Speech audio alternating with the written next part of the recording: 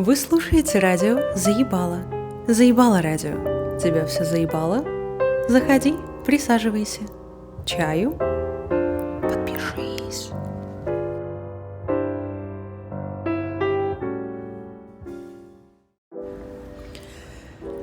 Хотите, расскажу самую российскую историю, которую я когда-либо слышала? Российскую от слова «расизм». Самые расистские слова, которые я когда-либо слышала. Потому что меня лично эта тема, особенно прям никогда не волновала. Не знаю, мне кажется, белых эта тема не часто волнует. Лет 10 назад, мне 24-25, хотя мне сейчас 37, но математика получается вот такая. У меня небольшой стартап с программистами в Киеве.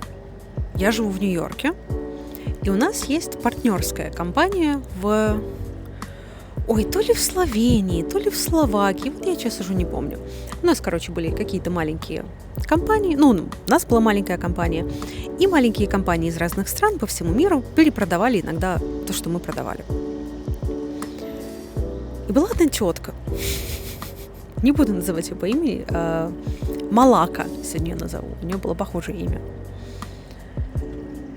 Мы с ней что-то, раз 5-6 говорили по телефону, что-то созванивались по работе. Тетка себе тетка, работаем вместе года 2. Нормальная. Тут звонит мне: Нина, я буду в Нью-Йорке, давай встретимся. Я такая, я манала, конечно, с этой Малакой встречаться. Ладно, человек написал. Надо, наверное, встретиться. Мы там бизнес вроде как вместе собираемся и дальше делать. Может, что обсудить хочет. Я не стала спрашивать, что она делает в Нью-Йорке. Мало ли, ладно. Человек хочет встретиться, давай встречаться. Я договорюсь встретиться с ней днем, в час дня, повела ее на ланч. В такое, полусимпатичное место, полубизнес, чтобы, если что, мы с ней могли просто и поболтать, а вдруг и по работе обсудить, и быстренько поесть, и разбегаться в разные стороны. Я прихожу, она уже пьяненькая. Она же пьяненькая, веселенькая сидит. Я такая, это нужно сейчас будет быстро делать ноги оттуда. Я сижу, пытаюсь какую-то беседу с ней поддерживать, потому что она просто тупо веселится. На меня она как-то не особенно реагирует. Я такая, а что ты в Нью-Йорке делаешь? Что ты приехала? Когда мы уже обменялись всеми там... Ой, как приятно, как классно, и кафешка красивая, и меню, и еда, и погода, и как ты долетела. Говорю, что ты в Нью-Йорке делаешь? Я думала, она мне сейчас скажет, по работе приехала, или там в отпуск приехала, в гости к кому-то, может, с подружкой приехала. В Нью-Йорк постоянно кто-то приезжает, и их нужно постоянно выгуливать. Бывшие, мамы бывших одногруппников, троюродные сестры бывших одноклассников. И их всех обязательно нужно выгуливать, потому что они приезжают, у них теперь, им кажется, что они кого-то знают здесь. Вот она мне, наверное, поэтому и позвонила, хрен ее. Говорю, что ты здесь делаешь? Она говорит, ты знаешь, я всю жизнь мечтала переспать с черным мужчиной.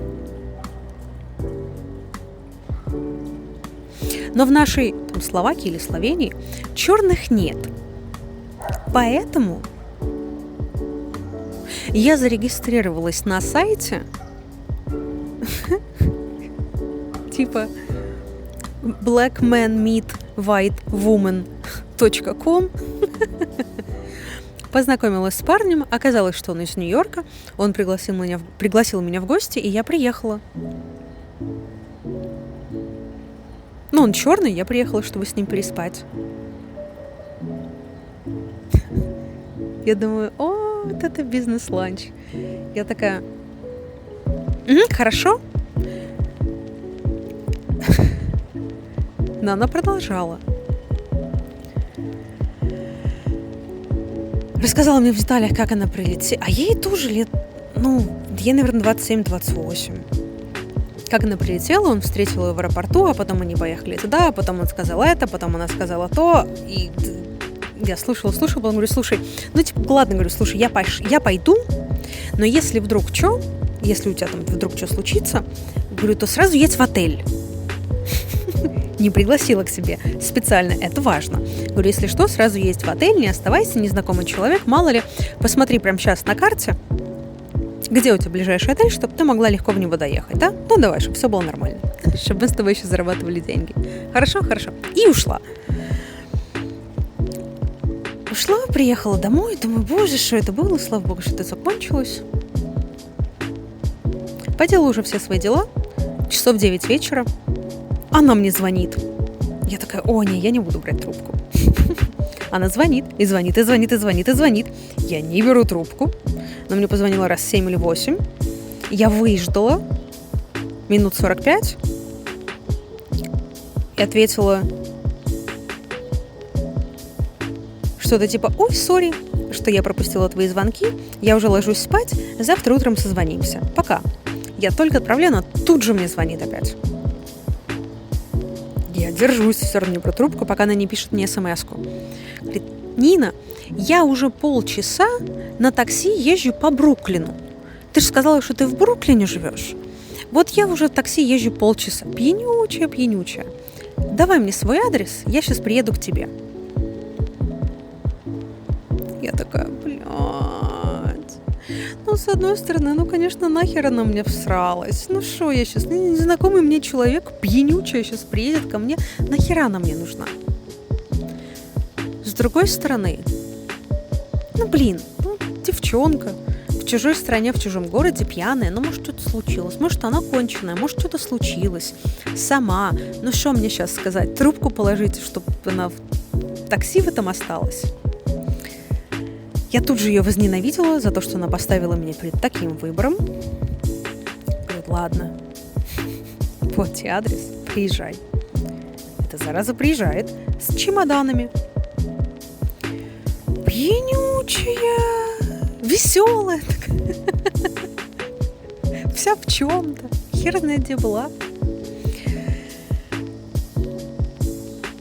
Я ее кое-как усадила, уложила.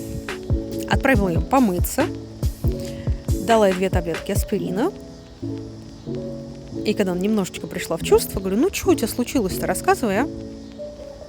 Ну, мне уже интересно, раз я целый вечер работаю над тем, чтобы заботиться о ней, то меня хотя бы нужно развлекать. И оказывается, он ее выгнал. Ну вот почему. Встретилась она со мной, пьяненькая. После ланча со мной пошла еще где-то накидалась. Потом встретилась с ним, и они пошли в бар дальше пить. Словаки, словены.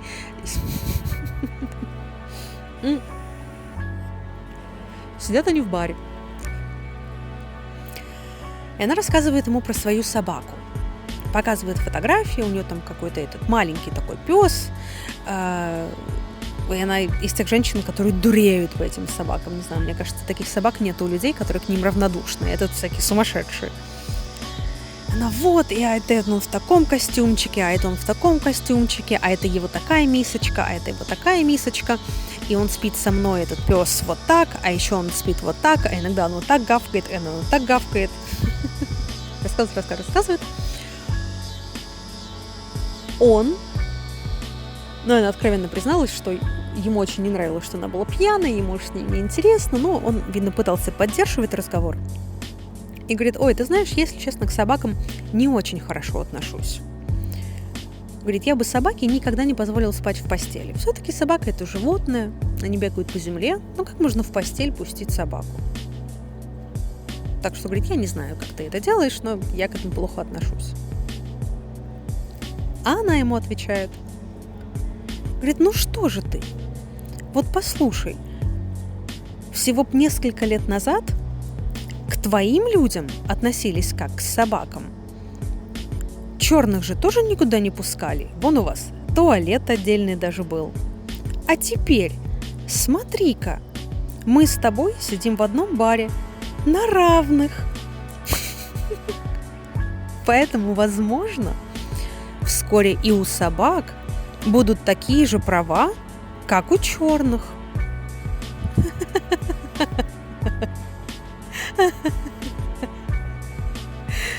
респект и уважуха этому бедному чуваку за то, что он ее просто не ударил там. После этих слов он побледнел. Они быстро расплатились, и он сказал: так, мы сейчас идем ко мне, ты забираешь свои вещи и едешь куда хочешь. Это свидание окончено. Поездочка. Блин, ну тоже чувак нормальный пригласил себе из Европы какую-то непонятно кого. Ну, хотя если там регистрируются белые женщины, которые хотят заняться сексом с черными мужчинами, то логично, что там регистрируются черные мужчины, которые хотят заняться сексом с белыми женщинами. Но неужели в Америке ему было мало белых женщин, и ему нужна была европейская женщина? Это очень странная ситуация, это очень странный сайт, они оба сами виноваты, Потому что эти сайты сделаны для того, чтобы странные люди встречались и делали какие-то странные вещи. Например, вот такие. Вы слушаете радио «Заебало». Тебя все заебало? Ну, шо теперь делать? Ну, заходи, садись, подписывайся.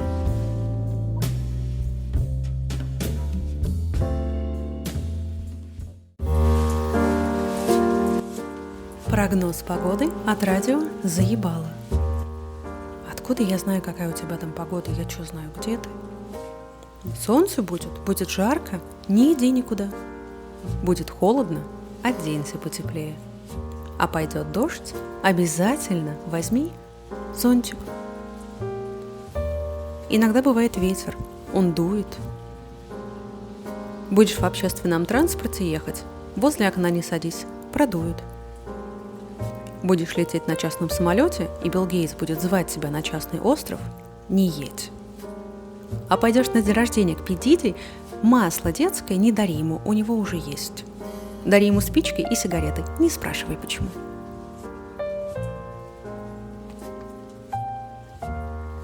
И кремом каким-нибудь намажься, любым. Все, погода.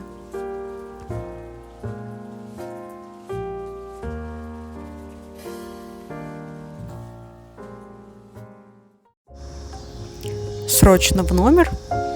В Америке появился новый способ, как шопиться онлайн. Скажите, есть ли такой уже в тех странах, в которых живете вы? Потому что, мне кажется, в Китае такой, наверное, уже есть. Мне кажется, мы сперли это у Китая. Короче, называется live shopping. Телемагазин. Но у тебя на телефоне. Вроде как ничего кардинально нового. Но то есть онлайн-шоппинги есть, да, ты можешь на любом сайте все купить. На многих социальных сетях уже есть встроенные какие-то там ссылки, продукты. В Инстаграме есть какие-то там, можно магазины создавать. А тут эпчик. Ты стримишь на нем свой лайвстрим, но как будто ты его стримишь из магазина. И там же на экране, то есть ты человеку показываешь продукт с разных сторон, и там же он может его купить. Главный эпчик в Америке сейчас называется What Not. What как что и not как нет. What Not.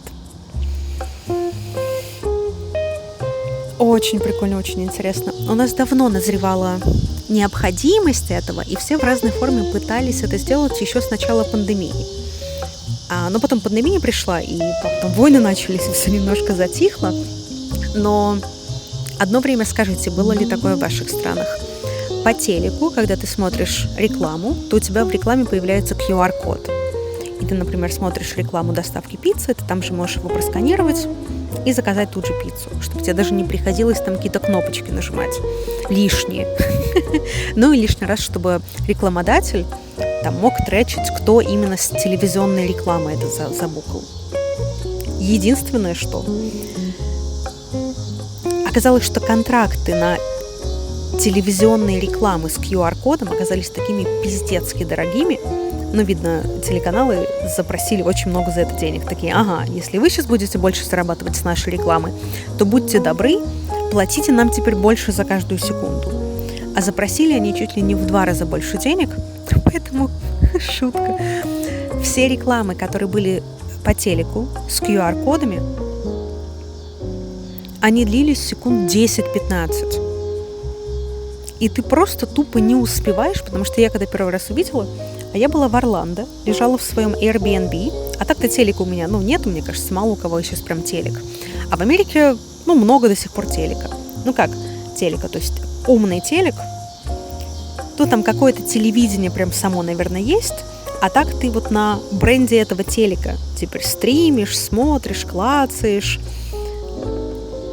Типа не просто переключаешь каналы, как раньше, а там какая-то теперь новая IT-подноготная этого дела. И, у меня в Airbnb был телек.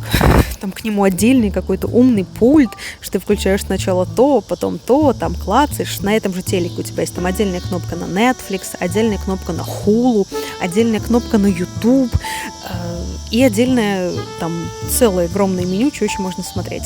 И рекламу она дает, как обычно. И я первый раз увидела, что на рекламе был QR-код, и такая: о боже, как прикольно, я тоже давно об этом думала, классно сделали. Я тупо не успевала дотянуться до телефона, как эта реклама заканчивалась. Какое-то время начали пытаться делать онлайн-шоппинг во время сериалов и фильмов. Раньше же, помните, был Product Placement называлось, что если у тебя в фильме главный герой пьет Кока-Колу, то она не просто так пьет. Там все уже друг дружке заплатили за это. А так как самая популярная категория шоппинга сейчас – это одежда, и, конечно же, все одевают актеров во что-то красивое в фильмах, или во что-то такое, что ты бы тоже хотел, ты бы тоже такое хотел, то какое-то одно время там всплывали какие-то подсказки, всплывали какие-то ссылки на Амазоне, например, так как у Амазона есть же своя видеоплатформа Amazon Video Prime. И один сериал они сделали очень прикольный, он такой в стиле, как они сделали, просто они купили его, дали денег тем людям, которые сделали. Называется Marvelous Mrs. Maisel. Он как будто в Нью-Йорке в 60-х. И он про богатых. Поэтому все одеты в такие платья 60-х, но они прям красивые-красивые. И Amazon под это дело сделал шопинг. То есть мы не знаем сильно, кто это прямо Amazon вложился или там кто-то под него. Все вместе договорились. И теперь под сериал, этот из 60-х, якобы он современный, ты можешь купить похожие платья, похожие луки. А некоторые, не все вещи, но некоторые точно те же. Платье это на актрисе, а ты его можешь тут же сразу купить. Оно так себе зашло. Как бы там и одежда из 60-х, и кому она так часто нужна, и на другие сериалы такого не делали. Телемагазины есть давно, но тебе нужно было что? Раньше по телефону куда-то звонить, успевать, ждать, пока твой продукт покажут. Кнопочки на сайтах сейчас можно в любое время дня и ночи купить что угодно. Но этот лайв-шоппинг нашел новую нишу. На Амазоне запустили отдельный прям телемагазин. Там сейчас можно, это не всем, то есть не каждый инфлюенсер может туда пойти. Они там спонсируют красивые шоу, прям самый настоящий телемагазин, ведущие, освещение, режиссеры, камеры, мотор, и все накрашенные.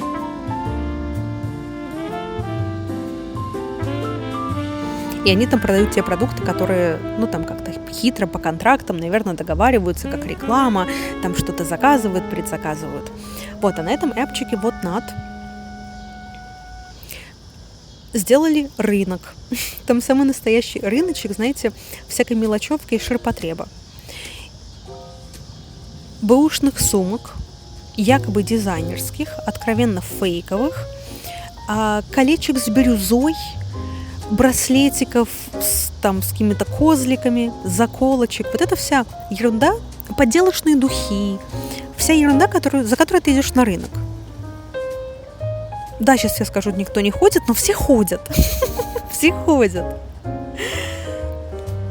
И теперь ты заходишь на этот эпчик. У тебя там же фейковые сумки, бэушные сумки, может и настоящие, сережки, побрякушки. Любой абсолютно человек может начать там канал. Единственное их требование — это то, что, будьте добры, купите инвентарь, потому что вам потом нужно будет его отправлять. И самый прикол, что это все аукцион. То есть у тебя есть опции. Ты можешь создать каталог своих товаров. Хочешь, продавай их по определенной цене, тебе никто не запрещает. Но самый главный прикол там — это то, что на каждый продукт аукцион. Кому не лень, если в вашей стране... во-первых, расскажите, есть ли у вас похожие уже эпчики, а если в вашей стране вам дает скачать этот вот NAT, посмотрите. Люди делают стримы со складов вот фейковых сумок. Чувак достает какую-то сумку, вот смотрите, сумка, вот она внутри, это поношенная, это не поношенная, ой, это есть бирка, ой, это нет бирки. Я ставлю на счетчик на 30 секунд. И аукцион начинается с $1. И 30 секунд все таки свайпают, и досвайпывают до нескольких тысяч $. Некоторые придут побрякушечки, колечки с бирюзой, цепочки, сережечки. И там ты хочешь, ставишь цену. Там, конечно, такого сумасшедшего ажиотажа нету. Там какие-то блески на распродаже, какие-то косметики со скидкой, откровенно поврежденные товары. Вот такое, что самое дешевое, зачем тебе бы вне интернета пришлось бы идти на рынок, выискивать, рыться в этих корзинах. Очень многие люди любят рыться в корзинах. Я одна из них. У тебя такое ощущение, как будто ты заслужил что-то. Ты его сам выискал, дорылся. Кто помнит первые секонд-хенды в больших городах? В Киеве был секонд-хенд под мостом на станции метро Шулявская. Он был огромный, и тебе нужно было просто нырнуть в коробку с чем-то, чтобы что-то оттуда выискать, там, перепрятать что-то еще, чтобы не нашли другие люди, там спрятать, там это. Одежда продавалась на вес. Нужно реагировать быстро, действовать стратегически. И с каким же удовольствием ты как будто ищешь сокровища, treasure hunt, ты выискиваешь их, у тебя такое чувство, что ты заслужил, заработал, а еще и за копейки. А теперь вот такой же экспириенс есть онлайн, на вот таких живых стримах. Про живые стримы для шопинга давно говорили всякие люксовые компании, всякие Диоры и Луи Виттоны, а потом сказали, ой, это что-то получается не люкс, давайте оставим просто личных шоперов, личных ассистентов, и если ты вот сильно богатый и ты хочешь такой экспириенс, то лучше давайте не онлайн делать, чтобы тебе человек показал какую-то сумку дорогую, а пускай, не мы к нему будем идти, а он к нам, пускай приходит в наши магазины, делает аппоинтмент, и мы ему лично все покажем, что никаких онлайнов.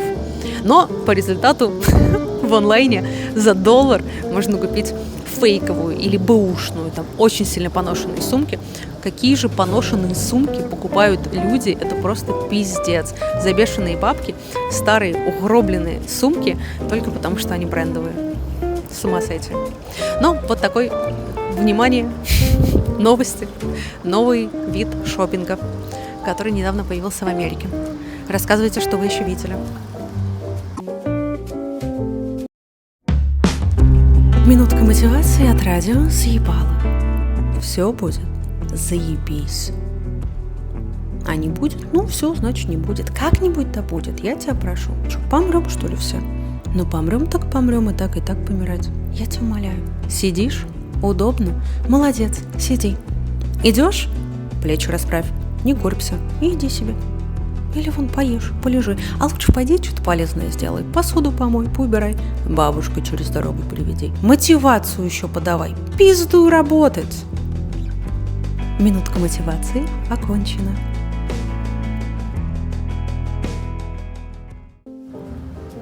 А давайте вместе поблагодарим моду за то, что теперь издалека можно определить человека, который легко поддается влиянию. Сразу видно, кто идет в модном наряде. Вот именно модном, который именно вот сейчас модно. Выходишь на улицу,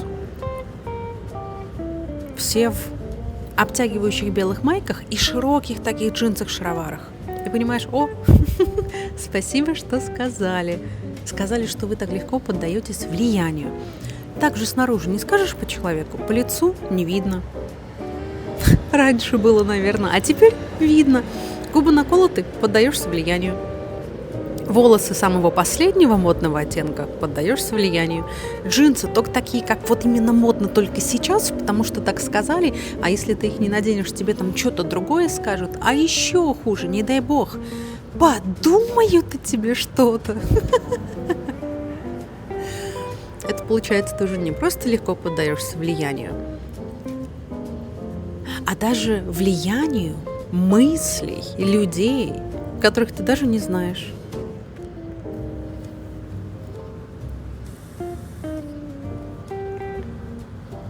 Ведь одеваться можно модно, можно одеваться стильно, можно одеваться в костюм кого-то другого, да, тем, кем ты хочешь быть. Как там? Dress for the job you want to have, not for the job you have. Что ты, мол, если хочешь добиться успеха, ты должен сначала надеть костюм успешного человека. Форму. А можно одеваться в того, кем ты есть на самом деле. Лично я считаю, что одежда – это прекрасный способ показать, кто ты. Например, ты человек, который любит удобство, и ты любишь одеваться удобно. И если твоя футболка и твои штаны, не прям тщательно подобраны, то... это тоже говорит о тебе, но не обязательно плохое. Ты человек, который не заморачивается на одежде. Ты одеваешься по погоде. Ты человек практичный.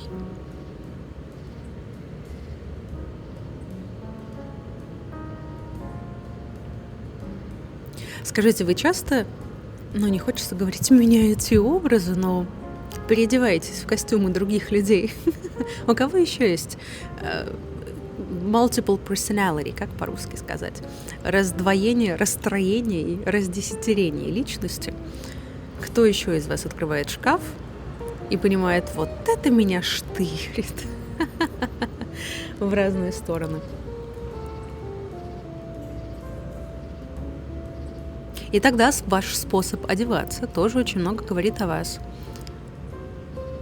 Если сегодня ты приходишь весь в черном, завтра весь в цветочке, послезавтра наглаженный и напомаженный, а на следующий день весь помятый в дырках и с душком, то ты, значит, многогранная личность.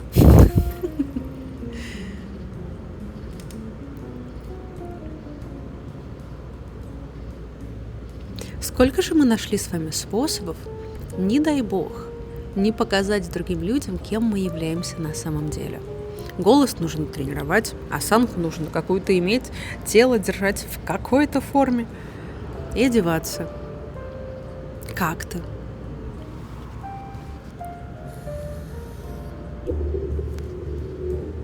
По одежде в некоторой мере, конечно же, можно вычислить человека. И легче всего вычислить тех, кто легко поддается влиянию, кто идет в самом модном, в самом последнем. А если это еще и не просто модное сейчас, а это самое новомодное, то, все, это пиши пропало. Этот человек будет менять свое мнение 5 раз в день обо всем, потому что своего мнения у него нету. И в этом, возможно, тоже ничего нету плохого, но важно знать это о человеке, с которым ты имеешь дело.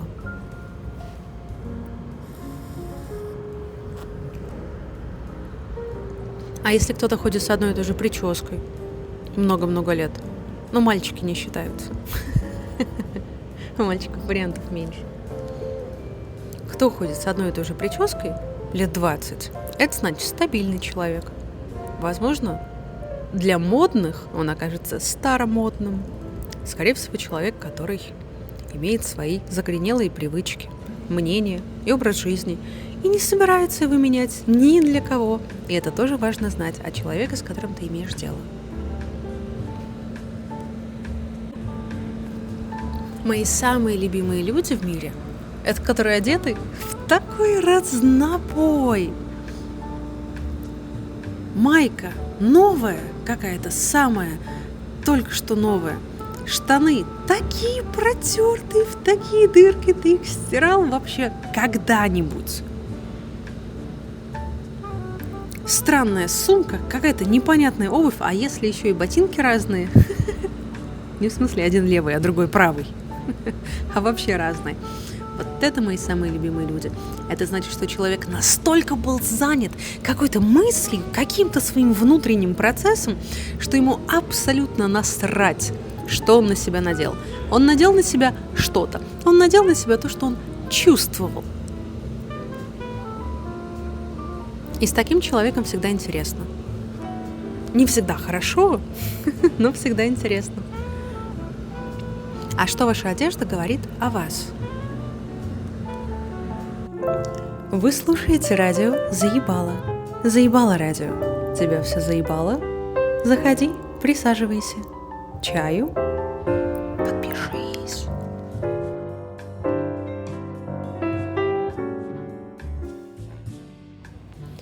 Скажите, а у кого еще нету зависимости от социальных сетей, от social media, от инстаграмов, от тиктоков, от скроллинга? А то, кого не послушаешь, у всех есть. Ну, на улицу выходишь, тоже смотришь, у всех есть. У меня лично нету. Не знаю, мне никогда сильно не заходило. Я захожу посмотреть, что там. Я участвую. Но я не могу сказать, что у меня есть зависимость. Скажите, у кого из вас нету зависимости и сколько вам лет? Потому что, возможно, это связано с возрастом. Я сознательно долго сопротивлялась. Для меня соцсети появились, когда мне было, наверное, 16 или 17. Появился сайт Тусе. Это, по-моему... Вот он чуть ли появился не до ВКонтакте, чуть ли не до Фейсбука или как-то в одно и то же время, но первой моей платформой было Тусе. Была Лепра, кто помнит, Лепрозорий. И был форум Dirty.ru. Но когда сразу было понятно, что... Ну, там были просто типа профайлы, можно было делиться чем-то, но это были больше форумы, чем социальные сети. А потом, когда начали социальные сети, так, ну ладно, ну хрен с ним, ну фоточки и фоточки.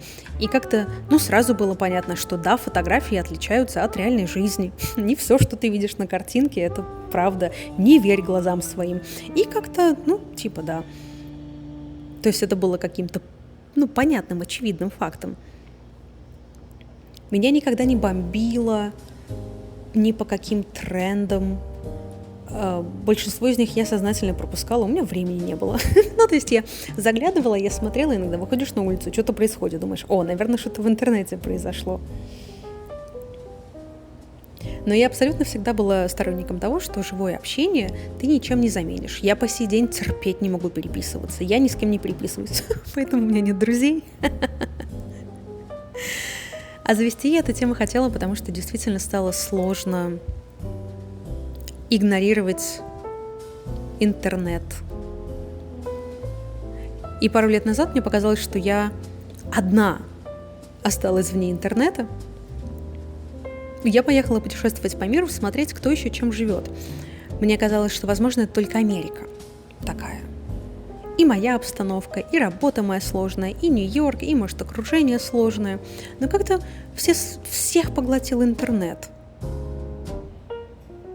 Очень было заметно, как у людей, которых я знала продолжительное время, начал меняться стиль общения. Они начали как-то по-новому переписываться, по-новому реагировать, там уже не лайки, не огоньки, то огоньки ставили, потом смайлики, а потом смайлики не модно, а теперь это, а теперь так. Каждый раз у них там что-то происходит, что-то новенькое. Каждый раз все чем-то поглощены другим. Я очень долго, я по сей день обижаюсь, когда человек уделяет больше времени телефону, чем тебе. При встрече, за ужином, за обедом, с прогулкой. Это огромнейшее неуважение, точно так же, как если бы... Я понимаю, что у тебя там в этом телефоне люди, их очень много. Я понимаю, что они тебе пишут. Но это как если бы мы с тобой стояли и разговаривали, а все эти люди стояли прямо рядом с нами тоже. А ты мне что-то спросил, а туда ответил, а там крикнул, а там не... Ну, вот как большая какая-то смешная вечеринка, и это все очень прикольно, но не остается никакого места поговорить. Знаете, приходишь ну вот на пати, там, в веселую компанию. Особенно в Америке большинство пати — это там, где ты не сидишь. У нас как-то, ну и у наших в Америке тоже принято, что если мы собираемся, то это застолье. У тебя есть стул, у тебя есть стол. Американская пати и много европейских. Ну, короче, наверное, уже везде так. Пати, где ты просто приходишь, ты там стоишь. Ты стоишь, ты ходишь, у тебя в руке какой-нибудь коктейль, и это у кого-то дома, или в ресторане, или в ночном клубе, или в баре. Вот такие очень мобильные пати, и вы такие все, как муравьи, двигаетесь, тут постоял, тут поговорил, там шутку пошутил, сходил в туалет, взял себе еще коктейль, там что-то посмеялся, там пококетничал, там глазками постояла, постреляла, и вот что делала? Ничего не делала. Скроллила и листала, как будто, но только в реальной жизни. И таким образом тоже приятно проводить время. Ты вроде как и с людьми, а вроде как и нет. Никаких слишком глубоких задушевных разговоров. Обрывки фраз. К тебе и от тебя. Но ведь это не общение, это весело, это здорово, это прикольно. Но это не по-настоящему. Поэтому, какой-то должен приходить момент, когда люди садятся поговорить. Но теперь люди садятся поговорить, но достают телефоны.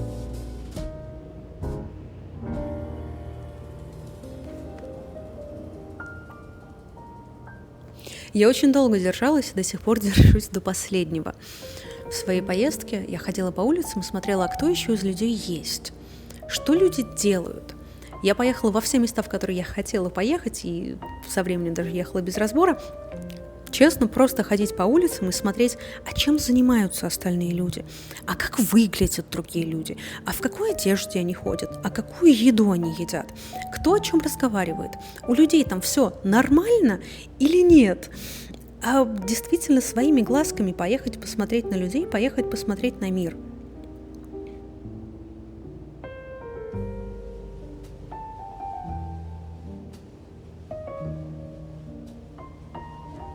И действительно не так много людей в мире постоянно в телефонах.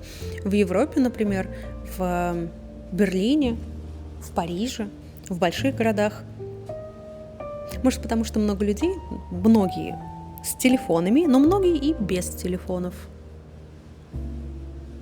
В городах поменьше или в тихих кафешках заходишь, все в телефонах, наоборот, каждый человек. И даже стрёмно, да, бывает, ты сидишь, допустим, в маленькой кофейне. В ней сидит всего 6 человек. Из них каждый сидит в телефоне. А я одна сижу, смотрю на них, на себя. Не то, чтобы я сильно хотела общаться, не то, чтобы я приглашаю их к взаимодействию, но я сижу, думаю что-то, по сторонам смотрю. Птички, окно, кофеварка, люди. Интересно же, нет? И сидишь, что-то свое думаешь. А выгляжу я со стороны как маньяк, потому что все нормальные люди сидят в телефоне. А какая ужаснейшая боль, даже если тебе удастся каким-то образом отвлечь своего собеседника от телефона и уговорить твою подружку, сказать, слушай, вот это вообще некрасиво, что ты телефон постоянно в руках держишь, мы с тобой уже 5-й раз встречаемся, ты каждый раз в телефоне, мы с тобой ни разу никакую тему не обсудили, все, с телефон в сумку, идем, мы же гулять встретились, идем гулять. Она тебе наконец-то говорит, да ладно, точно, хорошо, прости, но она идет, она все равно не идет с тобой. Абсолютно полностью поглощена тем, что у нее сейчас в руках нету телефона. Мужчины и женщины, и люди разных возрастов некомфортно, страшно становится без телефона в руках. Вокруг слишком много всего происходит, и человек все равно не может с тобой разговаривать. Уже телефона перед ним нету, а он все равно рядом с тобой. Он все равно находится в самом настоящем виртуальном мире, получается. Я была самой больше всех против всех. настоящей виртуальной реальности. Я считаю, что это сумасшествие, и это слишком. Социальные медиа все очень долго, конечно же, уже много лет все трубят, но действительно время идет, и влияние социальных сетей на нас тоже меняется, оно продолжается. Кто заметил по себе, у кого действительно стал короче attention span, как этот кусочек внимания, как долго ты можешь уделять внимание, у кого стал короче. Есть такое, даже те, кто держались до самого последнего, как я. Все равно, я поездила, я походила, и я не могу сказать, что я что-то в реальной жизни нашла. И мне, если честно, очень хочется обвинить интернет в этом. С одной стороны, вроде как, вот у тебя теперь есть одно место, все в маленьком твоем телефоне, ты можешь достучаться до кого угодно. Вот как мы с вами, ребята, нашли друг друга. Мы с вами единомышленники. Как бы мы нашли с вами друг друга без интернета? Вроде как хорошее дело. А с другой стороны, а где все? На улицу выходишь иногда, вроде как люди есть, а вроде как людей и нет. В кафешку приходишь, вроде как люди есть, а вроде как людей и нет.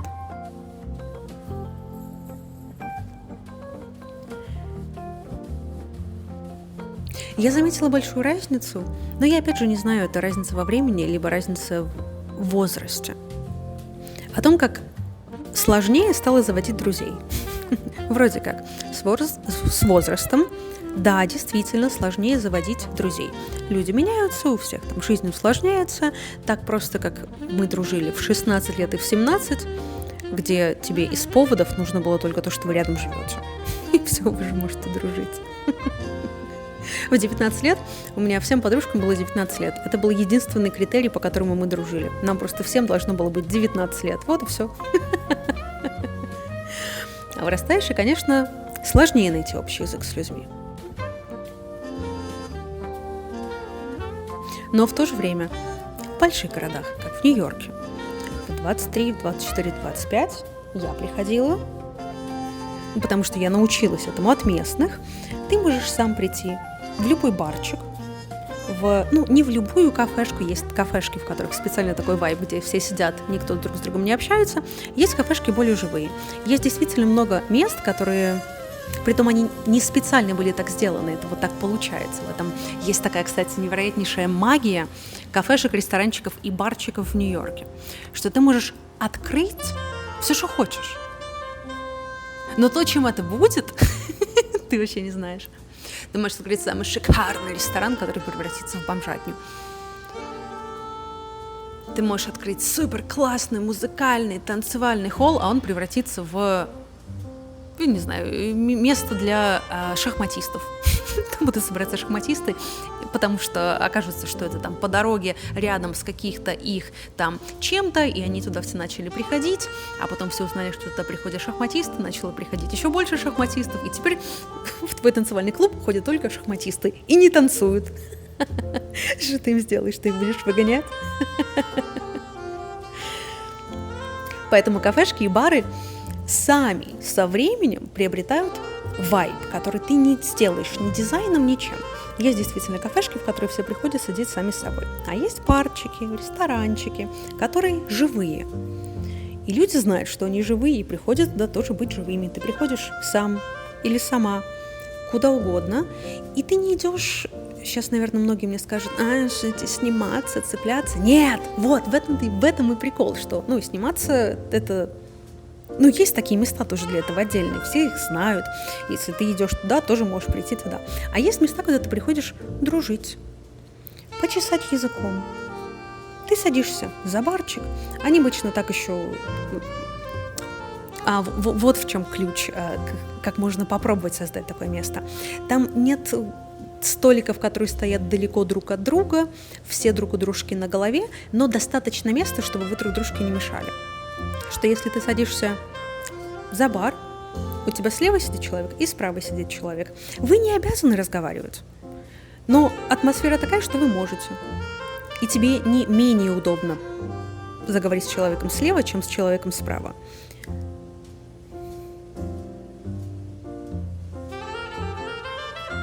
И там всегда весело. Ты приходишь на пати, поговорил там, там шутку пошутил, там узнал, что у пчелок, оказывается, вот такая работа еще бывает, там тебе кто-то историю смешную рассказал, ты им свои какие-то истории, приходишь уже с готовыми историями. И вам не нужно становиться друзьями, никто не обменивается номерами телефонов. Вот это место как where everybody knows your name. Это твой барчик, это твое место. Не потому, что тебя там все знают, а потому, что все приходят дружить и общаться. И когда ты заходишь, ты уже ведешь себя так, не как будто ты их знаешь, а как будто ты знаешь, что ты пришел с ними дружить. И они знают, что мы все сюда пришли дружить и болтать. Вот как-то так. И абсолютно не напряженно, абсолютно спокойно.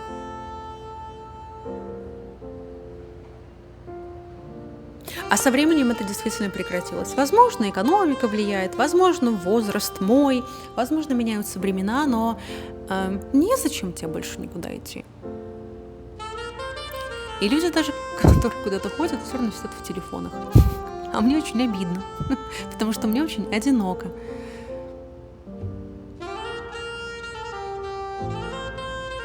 Все ушли в телефоны. Расскажите, у кого еще нету зависимости от телефона.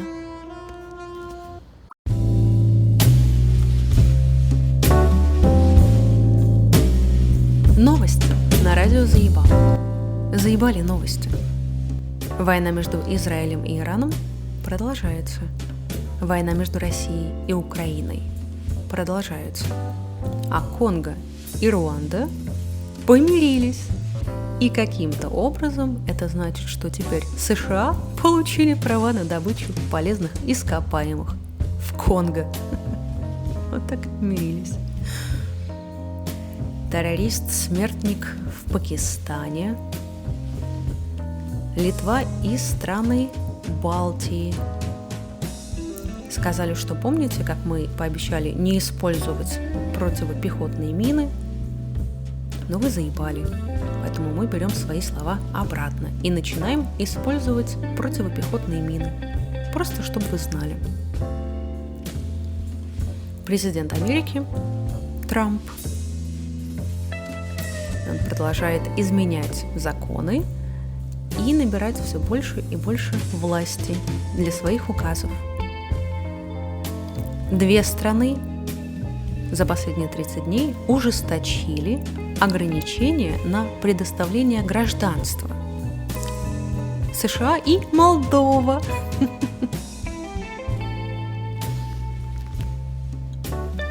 Бастуют и протестуют в Лос-Анджелесе слезоточивый газ, резиновые пули и светошумовые гранаты. Из-за войны между Израилем и Ираном 600 тысяч афганистанцев, которые, оказывается, жили в этих 2 странах, вернулись в Афганистан. И еще больше людей бегут через Афганистан, Таджикистан и Узбекистан. Китай продолжает запугивать Тайвань и проводить военные действия. На эту тему собрались лидеры в Астане, чтобы обсудить, что теперь с этим делать. Южная Корея и Япония тоже в ахуе. В Индонезии, в Джакарте прошли массовые демонстрации против повышения цен на топливо и продукты питания. Сложно сказать, из-за намадов и иммигрантов, либо по другим причинам. Но передвигаться и есть стало дорого. Президент Мексики, женщина, которая сказала: «Боже, не трогайте меня, пожалуйста, сейчас со своей войной, я со своими картелями не могу разобраться».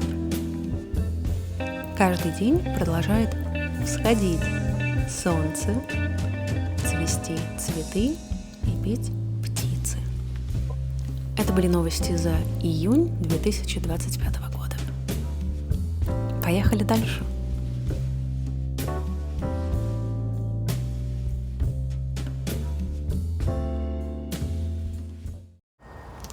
Ребята, кто-то в комментариях посоветовал мне почитать рассказ, который называется «Позовите, пожалуйста, Нину». Я его нашла, там всего 2 странички, давайте его читать. Кир Бурлачев. Можно попросить Нину? Можно попросить Нину, сказал я. Это я, Нина. Да? Почему у тебя голос странный такой? Странный голос? Не твой, тонкий. Ты огорчена чем-нибудь? Не знаю. Может быть, мне не стоило звонить? А кто говорит? С каких пор ты переставала узнавать меня? Кого узнавать? Голос был моложе Нины лет на 20. А на самом деле Нинин голос лишь лет на 5 моложе хозяйки. Если человека не знаешь, по голосу его возраст угадать трудно. Голоса часто старятся раньше владельцев или долго остаются молодыми. «Ну ладно», — сказал я. «Послушай, я звоню тебе почти по делу».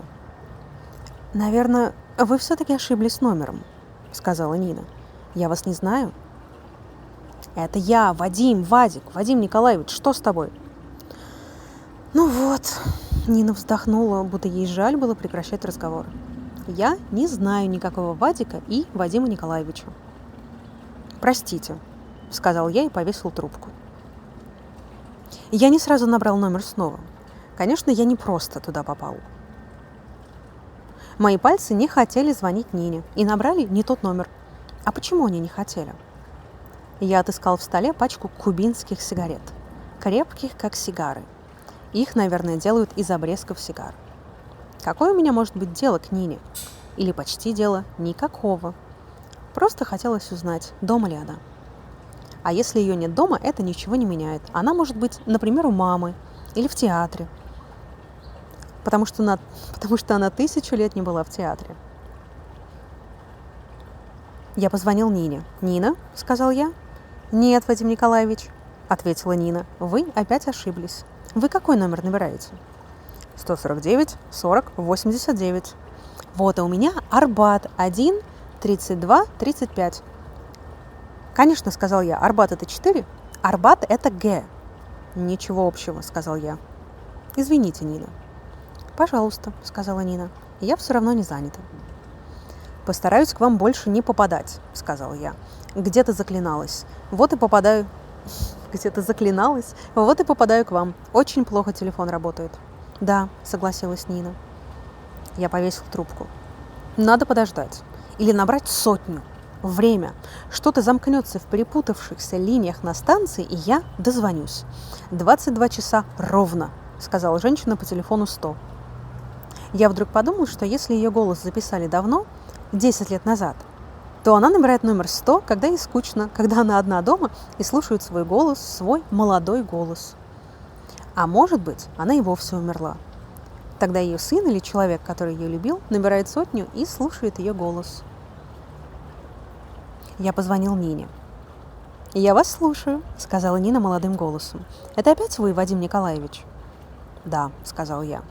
«Видно, наши телефоны соединились намертво. Вы только не сердитесь, не думайте, что я шучу. Я очень тщательно набирал номер, который мне нужен». «Конечно, конечно», — быстро сказала Нина. «Я ни на минутку не подумала». «А вы очень спешите, Вадим Николаевич?» «Нет», — сказал я. «У вас важное дело к Нине?» «Нет, я просто хотел узнать, дома ли она». «Соскучились?» «Как вам сказать?» «Я понимаю, ревнуете», — сказала Нина. «Вы смешной человек», — сказал я. «Сколько вам лет, Нина?» 13. А вам?»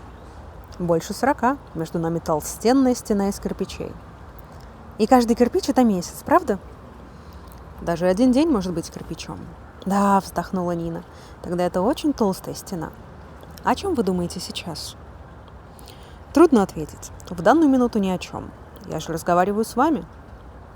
«А если бы вам было 13 лет или даже 15, мы могли бы познакомиться», — сказала Нина. «Это было бы очень смешно. Я бы сказала: приезжайте завтра вечером к памятнику Пушкина. Я вас буду ждать в 7 часов ровно». И мы бы друг друга не узнали. Вы где встречаетесь с Ниной? Как когда? И у Пушкина? Не совсем. Мы как-то встречались у России. Где? У кинотеатра «Россия». Не знаю. Ну, на Пушкинской. Все равно почему-то не знаю. Вы, наверное, шутите. Я хорошо знаю Пушкинскую площадь. Неважно, сказал я. Почему? Это давно было. Когда? Девочка не хотела свешивать трубку. Почему-то она упорно продолжала разговор. «Вы одна дома?» – спросил я. «Да, мама в вечернюю смену. Она медсестра в госпитале. Она на ночь останется. Она могла бы прийти и сегодня, но забыла дома пропуск». «Ага», – сказал я. «Ладно, ложись спать, девочка, завтра в школу». «Вы со мной заговорили, как с ребенком». «Нет, что-то говорю с тобой, как со взрослой». «Спасибо, только сами, если хотите, ложитесь спать с 7 часов. До свидания. И больше не звоните Нине, а то опять ко мне попадете. И разбудите меня, маленькую девочку». Я повесил трубку. Потом включил телевизор и узнал о том, что луноход прошел за смену 337 метров. Луноход занимался делом, а я бездельничал. В последний раз я решил позвонить Нине уже часов в 11. Целый час занимал себя пустяками и решил, что если опять попаду на девочку, повешу трубку сразу. «Я так и знала, что вы еще раз позвоните», — сказала Нина, подойдя к телефону. «Только не вешайте трубку. Мне, честное слово, очень скучно. И читать нечего. И спать еще рано». «Ладно», — сказал я, — «давайте разговаривать». «А почему вы так поздно не спите?» «Сейчас только 8», — сказала Нина. «У вас часы отстают», — сказал я, — «уже 12-й час». Нина засмеялась. Смех у нее был хороший и мягкий. «Вам так хочется от меня отделаться, что просто ужас», — сказала она. «Сейчас октябрь, и потому стемнело, и вам кажется, что уже ночь». «Теперь ваша очередь шутить?» – спросил я. «Нет, я не шучу. У вас не только часы врут, но и календарь врет». «Почему врет?» «А вы сейчас мне скажете, что у вас вовсе не октябрь, а февраль». «Нет, декабрь», – сказал я. И почему-то, будто сам себе не поверил, посмотрел на газету, лежавшую рядом на диване. 23 декабря было написано под заголовком. Мы помолчали немного. Я надеялся, что она сейчас скажет «до свидания», но она вдруг спросила: «А вы поужинали?» «Не помню», — сказал я искренне. «Значит, не голодный?» «Нет, я не голодный, а я голодная». «А что, дома есть нечего?» «Нечего», — сказала Нина. «Хоть шаром покати». «Смешно, да?» «Даже не знаю, как вам помочь», — сказал я. «И денег нет». «Есть, но совсем немножко, и все уже закрыто. А потом, что купишь?» «Да», — согласился я, — «все закрыто. Хотите, я пошурую в холодильнике, посмотрю, что там есть?» «У вас есть холодильник?» «Старый», — сказал я, — «Север. Знаете такой?» «Нет», — сказала Нина. «А если найдете, что потом?» «Потом я схвачу такси и подвезу вам, а вы спуститесь к подъезду и возьмете». «А вы далеко живете?» «Я на Сивцевом Вражке, дом 1525. А я на Мосфильмовской, у Ленинских гор, за университетом». «Опять не знаю. Только это не важно. Вы хорошо придумали, и спасибо вам за это. А что у вас есть в холодильнике? Я просто так спрашиваю, не думайте». «Если бы я помнил», — сказал я. «Сейчас принесу телефон на кухню, и мы с вами посмотрим». Я прошел на кухню, и провод тянулся за мной, как змея. «Итак», — сказал я, — «открываем холодильник». «А вы можете телефон носить за собой? Я никогда о таком не слышала». «Конечно могу. А ваш телефон где стоит?» «В коридоре. Он висит на стенке». «И что же у вас в холодильнике?» «Значит так, что тут в пакете? Это яйца, неинтересно». «Яйца?» «Ага, куриные. Вот хотите, принесу курицу». «Нет, она французская, мороженое. Пока вы ее сварите, совсем проголодаетесь. И мама придет с работы. Лучше мы вам возьмем колбасы или нет?» Нашел марокканские сардины, 60 копеек банка. И к ним есть полбанки майонеза. Вы слышите? «Да», — сказала Нина совсем тихо. «Зачем вы так шутите?» Я сначала хотела засмеяться, а потом мне стало грустно. «Это еще почему? Вы в самом деле так проголодались?» «Нет, вы же знаете». «Что я знаю?» «Знаете», — сказала Нина. Потом помолчала и добавила: «Ну и пусть». «Скажите, а у вас есть красная икра?» «Нет», — сказал я, — «зато есть филе палтуса». «Не надо, хватит», — сказала Нина твердо. «Давайте отвлечемся». Я же все поняла». «Что поняла?» «Что вы тоже голодный. А что у вас из окна видно?» «Из окна дома, копировальная фабрика. Как раз сейчас 11:30 смена кончается. И много девушек выходит из проходной. И еще виден Мосфильм. и пожарная команда, и железная дорога. Вот по ней сейчас идет электричка. И вы все видите?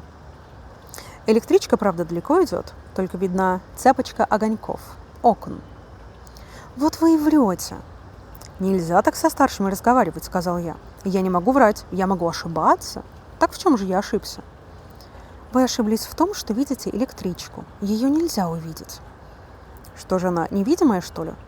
Нет, видимая, только окна светиться не могут. Да вы вообще из окна не выглядывали. Почему? Я стою перед самым окном. А у вас в кухне свет горит? Конечно. А так как же я в темноте в холодильник бы лазил, у меня в нем перегорела лампочка.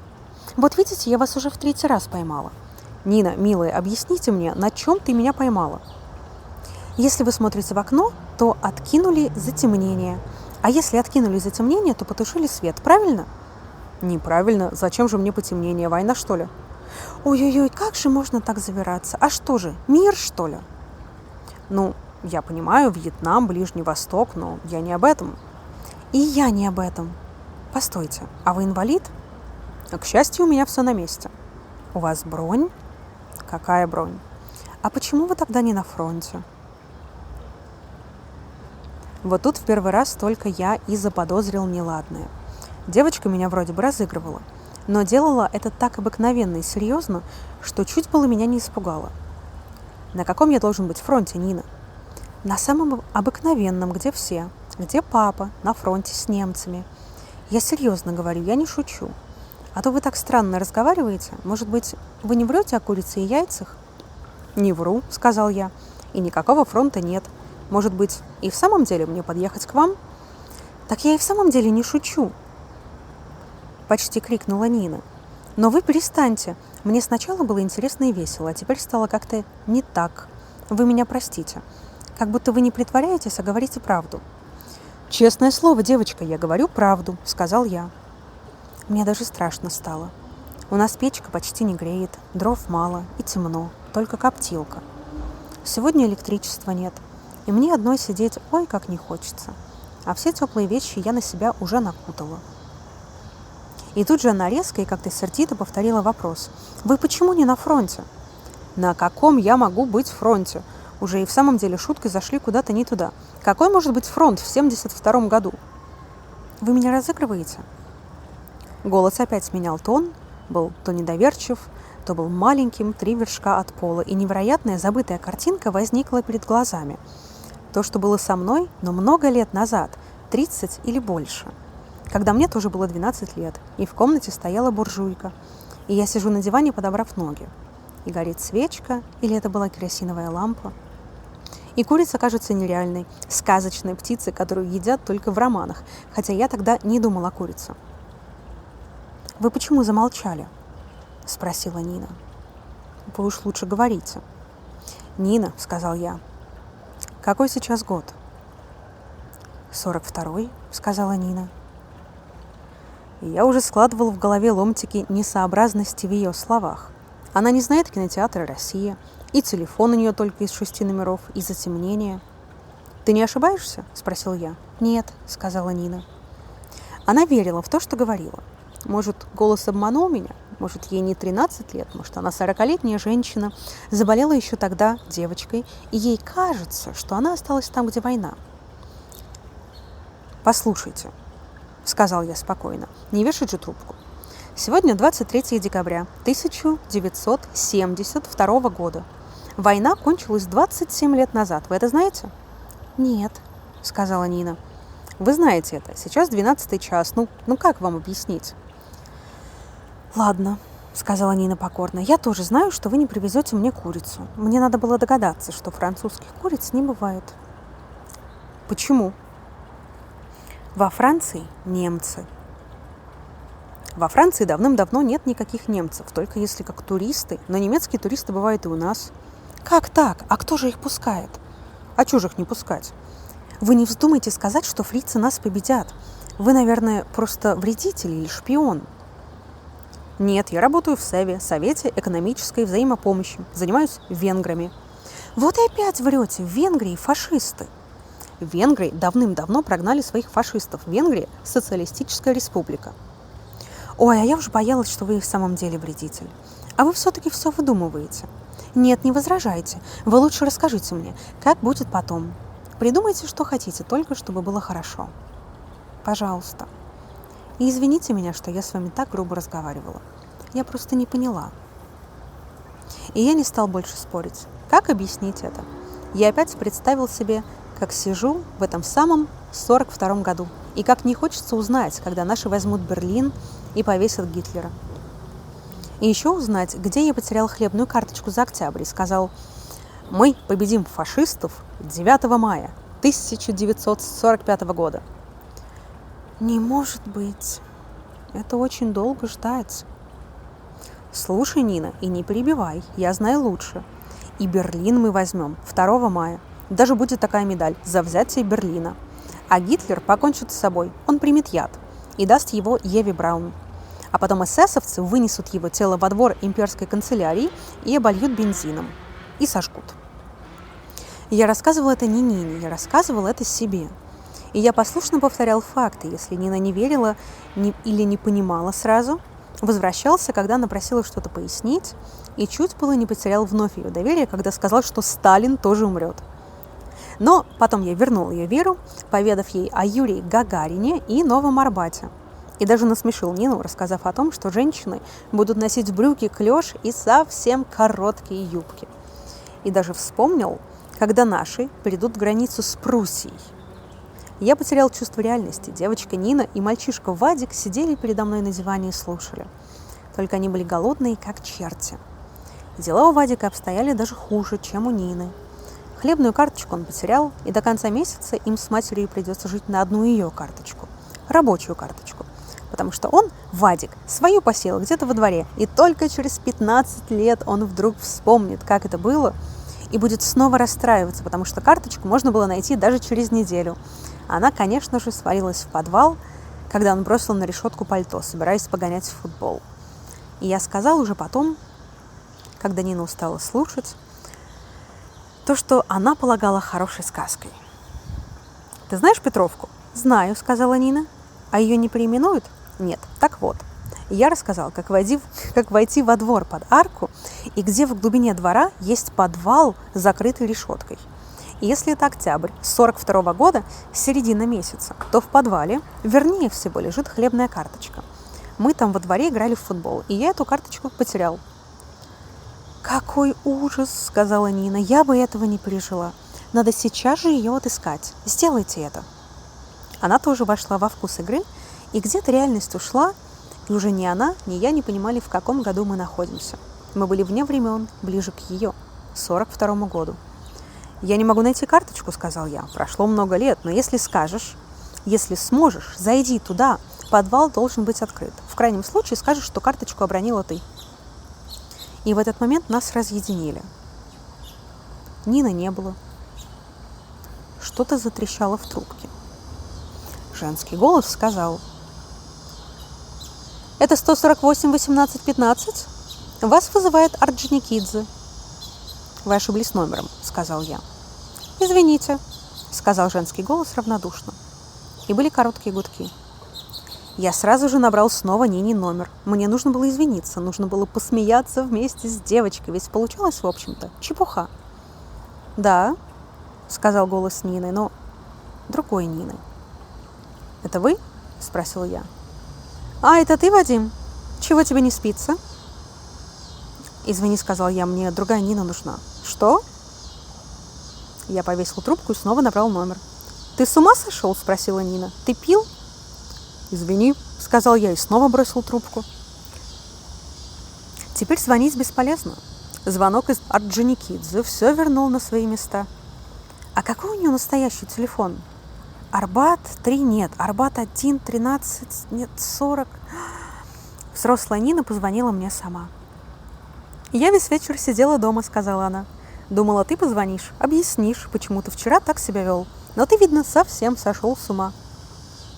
«Наверное», — согласился я. Мне не хотелось рассказывать ей о длинных разговорах с другой Ниной.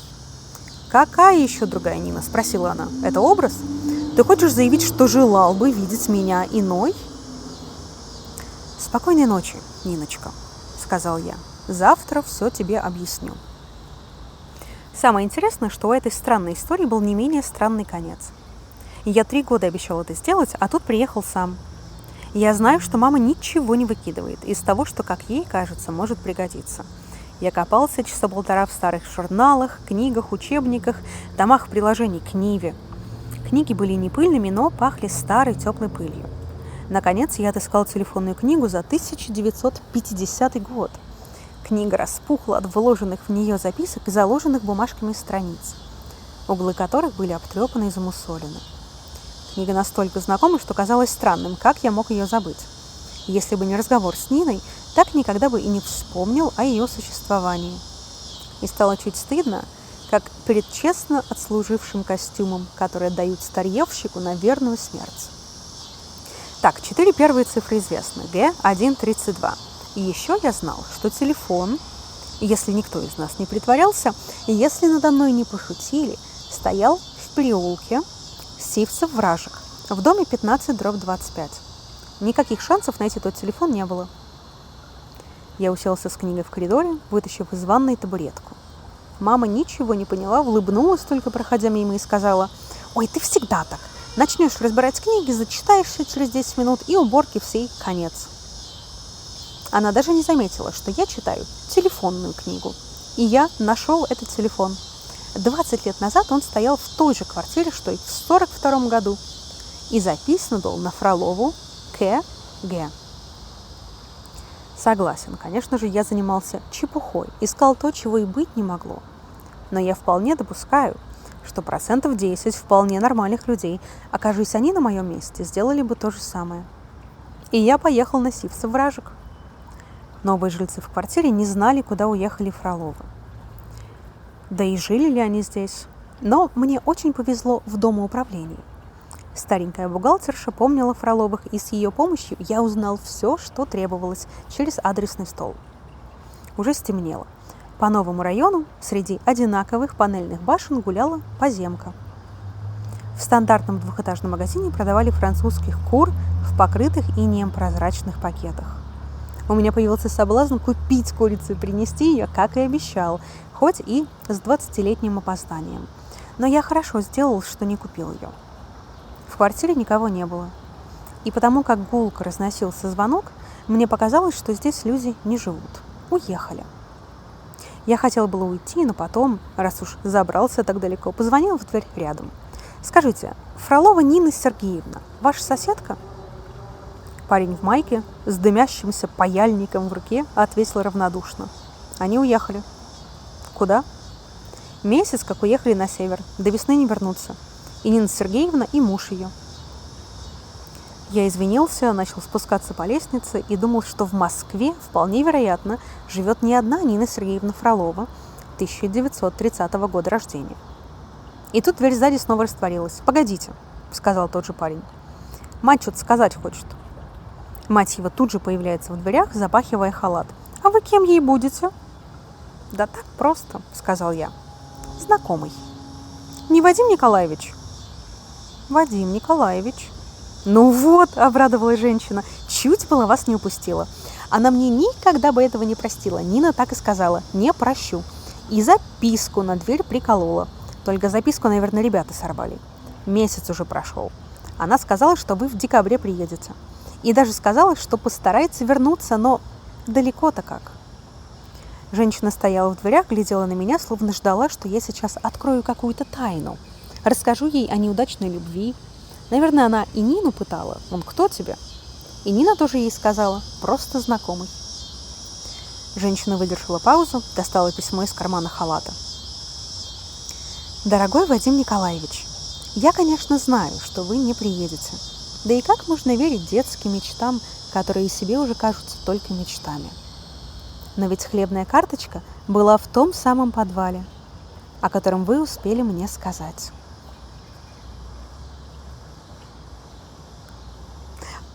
Вот такая история.